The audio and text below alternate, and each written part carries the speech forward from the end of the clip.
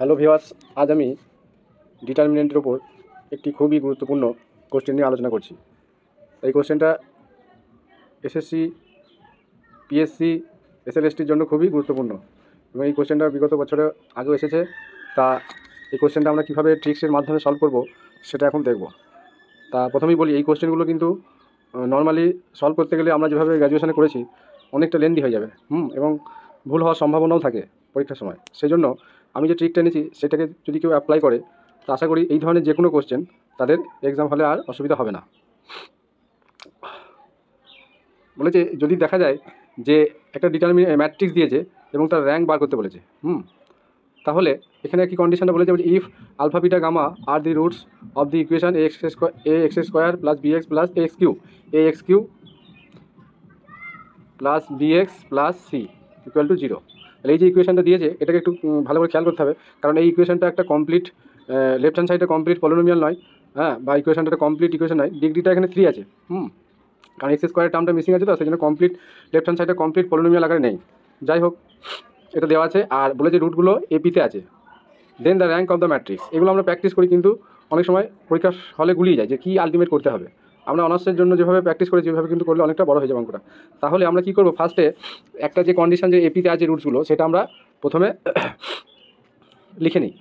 বলছে since alpha beta gamma are in AP, তাহলে এপিতে যদি থাকে তাহলে আমরা কী লিখতে পারি যে ফার্স্ট আর থার্ড যে রুট দুটো হবে, যেমন আলফা আর গামা তাদের সামটা কী হবে, আলফা আর গামা তাদের সামটা 2 বিটার সঙ্গে ইকুয়াল হবে। এটা এপিতে থাকার কন্ডিশন, যে এপিতে রুটগুলো যদি থাকে আমরা এটা লিখতে পারি। নেক্সট, এবার কি বলছে, আরেকটা কন্ডিশন আমরা লাগাতে পারি, যেহেতু ইকুয়েশনটা এখানে সেকেন্ড টার্মটা মিসিং আছে নেক্সট স্কোয়ারটা, তাহলে এই যে রুটগুলো আছে তাদের সামটা কী হয়ে যাবে, 0 হবে। ঠিক আছে, তাহলে এখান থেকে কী পাচ্ছি, যদি আলফা আর গামাটাকে বের করে নিই তাহলে আলফা প্লাস গামাটা কী হচ্ছে, মাইনাস বিটা হবে। বোঝা গেল? গামাটাকে আমি বিটাটাকে ডান দিকে নিয়ে এলাম। কেন এটা করলাম, কারণ এইখানে আলফা প্লাস গামা দিয়ে একটা কন্ডিশন পাওয়া গেছে, এখানে একটা পাওয়া গেছে। তার মানে আমি লিখতে পারি যে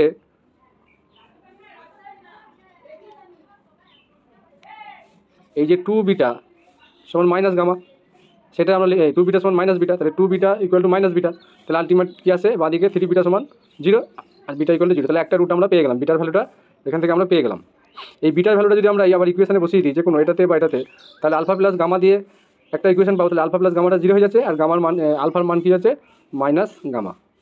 ঠিক আছে, তাহলে রুটগুলো আমরা কি দেখতে পাচ্ছি, একটা তো 0 এলো আর একটা কীভাবে এলো, যে আলফা যদি একটা রুট হয় সাপোজ এ, তাহলে গামার ভ্যালুটা কী হয়ে যাবে, মাইনাস এ। ঠিক আছে, এবার এ সমান আমি এখানে যদি 1 পুট করে দিই তাহলে গামার মান কত হয়ে যাবে, তাহলে এ সমান 1 নিলে গামার মান -1 হবে। ঠিক আছে, এইটুকু আমাদের ক্লিয়ারটা কনসেপ্ট মানে কনসেপ্টুয়াল বুঝে নিতে হবে, ক্লিয়ার করে বুঝে নিতে হবে কনসেপ্টটা। ঠিক আছে, এবার এখানে এপি জিপি এইচপি, ঠিক আছে, যেভাবেই থাকুক না কেন আমরা এই কন্ডিশন থেকে একটা ভ্যালুগুলো কীভাবে আসবে, যে আলফা বিটা গামা যে ম্যাট্রিক্সটা দিয়েছে এই ভ্যালুগুলো কীরকম আসবে, যে আলফা বিটা গামা, সেই সেই সেই জিনিসটা আমাদের এই কনসেপ্টটা কাজে লাগিয়ে একটা আইডিয়া করে নিতে হবে। এইটুকু যদি কেউ বুঝে নিতে পারে তাহলে আর কিন্তু এই ধরনের কোশ্চেনগুলো আর সমস্যা হবে না। ঠিক আছে, এইটা আমি একটু বোঝানোর জন্য বললাম বলে একটু দেরি হলো। যদি এই জিনিসটা কেউ ক্লিয়ার বুঝে নিতে পারে তাহলে কিন্তু এই প্রবলেমগুলো আর লাইফে কোনো দিন তারা সমস্যা হবে না। ঠিক আছে, বেশ, তাহলে আমরা আলফা বিটা গামা ধরবো, সেটা আমরা বুঝতে পারলাম। বেশ,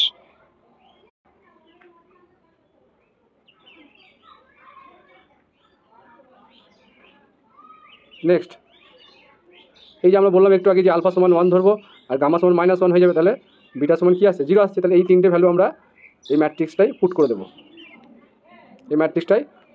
তাহলে ম্যাট্রিক্সের ভ্যালুগুলো পুট করলে কী দাঁড়াচ্ছে, এরকম একটা ম্যাট্রিক্স দাঁড়াচ্ছে 1 0 -1 0 -1 1 -1 1 0।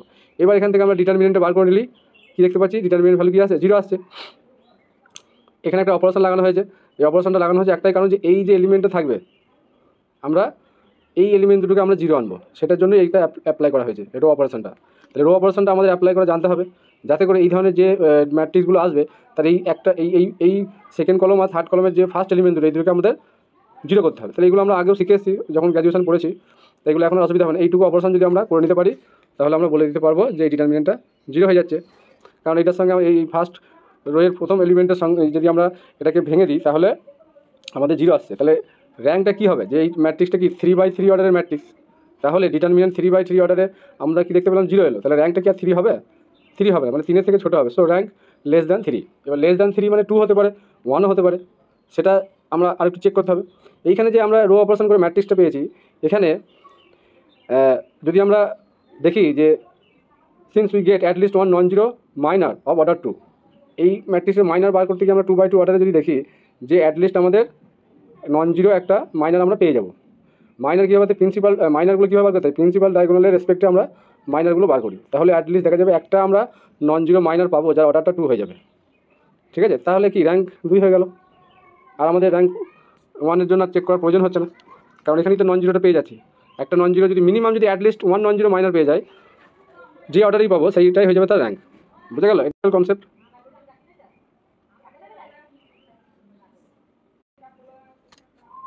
নেক্সট, তাহলে এই ধরনের কোশ্চেনগুলো আমরা এইভাবে সলভ করবো। তা আশা করি তোমরা জিনিসটা ব্যাপারটা বুঝেছো, এবং এই ধরনের কোশ্চেনগুলো তোমরা নিজেরা বাড়িতে সলভ করে দেখবে, ইজিলি সলভ করা যাচ্ছে, আর অসুবিধা হবে না। এখানে আরেকটা কোশ্চেন নিয়েছি যে ভ্যালু অফ দ্য ডিটারমিনেন্ট। তাহলে ডিটারমিনেন্টের ভ্যালু যদি আমাদের বার করতে বলে, তাহলে এই পরীক্ষার সময় এই ধরনের ম্যাট্রিক্স ডিটারমিনেন্টগুলোর ভ্যালু আমরা কীভাবে ফাইন্ড করবো, তা ভেঙে যদি আমি এক্সপ্লেন করে এটাকে করতে যাই তাহলে আমাদের অনেকটা সময় লাগবে এবং ভুল হওয়ার সম্ভাবনাও থাকতে পারে বা বড় হয়ে যাবে কোশ্চেনগুলো। সেই জন্য আমরা এইভাবে নর্মালি যেটা শিখে এসেছি সেটা করবো না, সেটা করলে কিন্তু অনেকটা সময় লাগবে এবং ভুল হওয়ার সম্ভাবনাও আছে। তাই আমি যে ট্রিক্সটা নিয়েছি সেটা একটু বলছি। আচ্ছা, এখানে একটা জিনিস মিসিং হয়েছে যে a² + b² বাই এখানে c হবে। হ্যাঁ, ঠিক আছে, এখানে একটা নিচে এলিমেন্টটা বাদ গেছে। তাহলে এখানে কী বলেছে, ডিটারমিনেন্টের ভ্যালুগুলো কোনটা, 4abc, 2abc, abc আর 0 কোনটা হবে? এই ধরনের কেসে আমাদের যদি এই নিচেই কন্ডিশন দিয়ে দেয় যে নিচে প্রত্যেকটাতে a একটা, b একটা, c একটা আছে, তাহলে কিন্তু আমরা এর যে কোনো ভ্যালু পুট করতে পারবো না। At least a not equal to 0 put করতে পারবো না, কারণ নিচেতে আছে ডিনোমিনেটর কী হয়ে যাবে, 0 হলে তো আনডিফাইন্ড হয়ে যাবে। বিটাও not equal to 0 R সিটাও not equal to 0, এই তিনটে ছাড়া যে কোনো ভ্যালু আমরা এখানে যে কোনো রিয়েল ভ্যালু আমরা পুট করতে পারবো। ঠিক আছে, কারণ এটা যদি এবিসিটা নিচে না থাকে তাহলে কিন্তু আমরা এবিসি পুট করার পর দেখতাম কি আসছে, এবং এইটার সঙ্গে এই যে অপশানগুলো আছে এই অপশানগুলোতেও আমরা এবিসি ভ্যালু পুট করে দেখতাম যে কোনটার সঙ্গে ম্যাচ করছে। ঠিক আছে, তাহলে মেন কনসেপ্ট আমি বললাম, এবার আমি কোশ্চেনটা চলে যাচ্ছি, অ্যান্সারটা কীভাবে হচ্ছে দেখছি। তাহলে মেন থিং বলছি ABC আমাদের এমনভাবে চুজ করতে হবে যাতে করে এখানে নিচেটা 0 না হয়। তাহলে যদি আমি A পুট করি, B যদি 1 পুট করি আর C যদি 1 পুট করি, তাহলে আমাদের প্রবলেম কিছু নেই, কারণ আমাকে এখানে জাস্ট ডিটারমিনেন্টটাই দিয়েছে, কিন্তু এখানে ABC সম্বন্ধে কোনো কিছু আমাদের ফাইনাল করে বলে দেয় না। তার মানে কি আমরা এই যে প্রিন্সিপাল ডায়াগোনালি শুধু আমাদের একটা কন্ডিশন বাঁধা আছে যে নিচেতে একটা করে এলিমেন্ট থাকছে যাদের 0টা ধরা যাবে না। তার মানে যে কোনো একটা যদি 0 ধরি তাহলে আনডিফাইন্ড হয়ে যাবে। সেই জন্য এই ক্ষেত্রে ABC এর ভ্যালু 0টা বাদ দিয়ে যে কোনো আমার সুবিধাজনক ভ্যালু আমি নিতে পারি। ঠিক আছে, এইরকম যদি ধরে নিয়ে আমরা কিন্তু খুব সহজেই অ্যান্সারটা মিলিয়ে নিতে পারবো। দেখি কীভাবে কী হচ্ছে কোশ্চেনটা সলিউশনটা। এই যে আমি যে কথাটা বলছিলাম এখানে লেখা আছে, যেহেতু এখানে ABC এর মান 0 ছাড়া যে কোনো মান হতে পারে, যেহেতু এই কন্ডিশনটা বলা আছে, এটা দুইটাই বারবার চলে আসছে, সেই ক্ষেত্রে কী হতে পারে যে মানগুলো যে ABC এর 0 ছাড়া, এখানে 0টা তো আমি দেখেই বুঝতে পারছি 0টা নেওয়া যাবে না। ঠিক আছে, কারণ প্রিন্সিপাল ডায়াগোনালটা আনডিফাইন্ড হয়ে যাবে। তাহলে এখানে কন্ডিশন আর কোনো কন্ডিশন বেঁধে দেয়নি, তার মানে ABC আমি value positive value negative value যা কিছু নিতে পারি, কিন্তু 0 নেওয়া যাবে না। সেই জন্যই আমি এখানে ABC সমান 1 পুট করেছি। কারো যদি মনে হয় যে আমি 1 বা কেন পুট করি, 2 পুট করলেও করতে পারে, কিন্তু 1 পুট করলে খুব ইজিলি ডিটারমিনেন্টটা আমরা এই ভ্যালুটা পেয়ে যাবো, সেই জন্য আমি 1 পুট করেছি। ঠিক আছে, তাহলে এই ডিটারমিনেন্টটা পাওয়া গেল।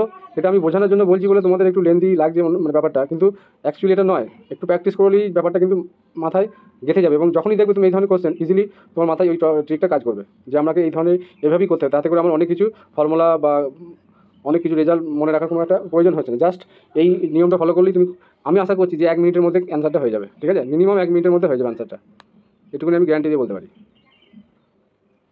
নেক্সট, তাহলে এই ডিটারমিনেন্টটা পেয়ে গেলাম। এই ডিটারমিনেন্টের ভ্যালু আমরা ইজিলি বার করতে পারবো। এইটার জন্য আমার রো অপারেশন বা কলম অপারেশন করার প্রয়োজন নেই, কারণ এটা সিম্পল ভ্যালুগুলো আছে, জাস্ট ভেঙে দিলেই হয়ে যাবে। তার মানে মেন যে বিষয়বস্তু সেটা হচ্ছে আমাকে ABCটা চুজ করা।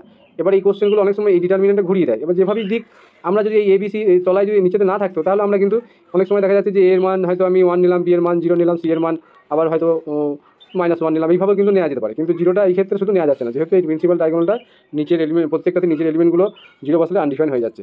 ঠিক আছে, তা এই ডিটারমিনেন্টের ভ্যালুটা কী আসবে সেটা একটু দেখি। এই ডিটারমিনেন্টের ভ্যালুটা এলো